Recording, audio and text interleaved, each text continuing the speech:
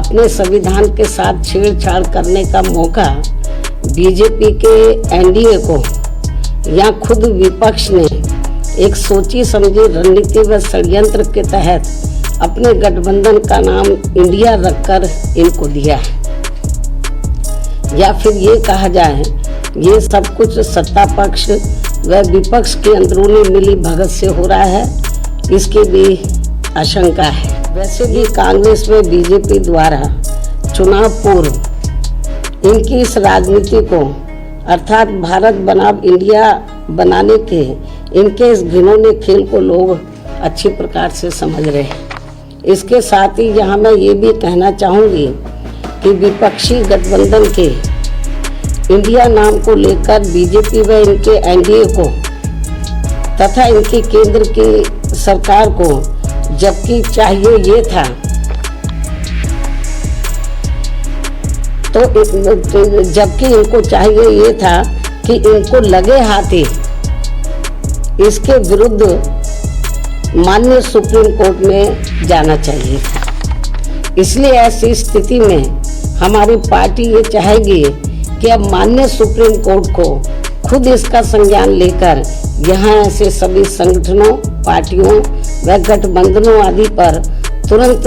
रोक लगाना चाहिए जो विशेषकर अपने देश के नाम पर बने हैं। मीडिया बंधुओं, जैसा कि ये विदित है कि भारत अर्थात इंडिया देश का चिर परिचित व गरिमामय संवैधानिक नाम है तथा परम पूज्य बाबा साहब डॉक्टर भीमराव अंबेडकर के इस पवित्र मानवतावादी व जन कल्याणकारी संविधान से अपने देश के सभी जाति एवं धर्मों को मानने वाले लोगों का अपार प्रेम, बेहद लगाव एवं सम्मान है, जिसे बदल के व छेड़छाड़ आदि करके इनकी भावना के साथ कोई भी खिलवाड़ करना क्या ये उचित व न्याय संगत है। जबकि इस मामले में हमारी पार्टी का ये मानना है कि ये कतई भी उचित व न्याय संगत नहीं है, अर्थात ये घोर अनुचित है। इतना ही नहीं बल्कि इस बारे में सच्चाई तो ये है कि देश के नाम को लेकर अपने संविधान के साथ छेड़छाड़ करने का मौका बीजेपी के एनडीए को या खुद विपक्ष ने एक सोची समझी रणनीति व षड्यंत्र के तहत अपने गठबंधन का नाम इंडिया रखकर इनको दिया है। या फिर ये कहा जाए ये सब कुछ सत्ता पक्ष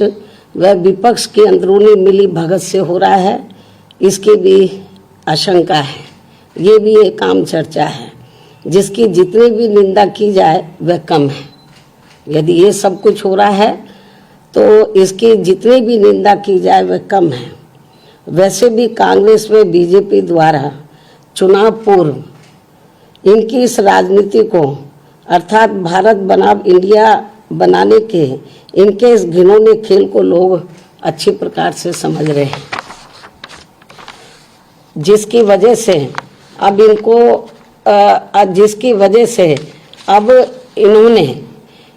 यहाँ गरीबी, महंगाई, बेरोजगारी व विकास आदि के ये खास व अत्यंत जरूरी मुद्दे दरकिनार कर दिए हैं। इसलिए हमारी पार्टी का इन दोनों जातिवादी, सांप्रदायिक व पूंजीवादी गठबंधनों से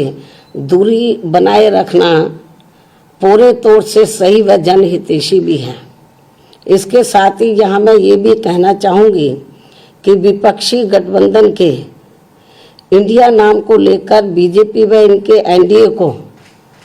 तथा इनकी केंद्र की सरकार को जबकि चाहिए ये था जबकि इनको चाहिए ये था कि इनको लगे हाथी इसके विरुद्ध माननीय सुप्रीम कोर्ट में जाना चाहिए था। या फिर इस मामले में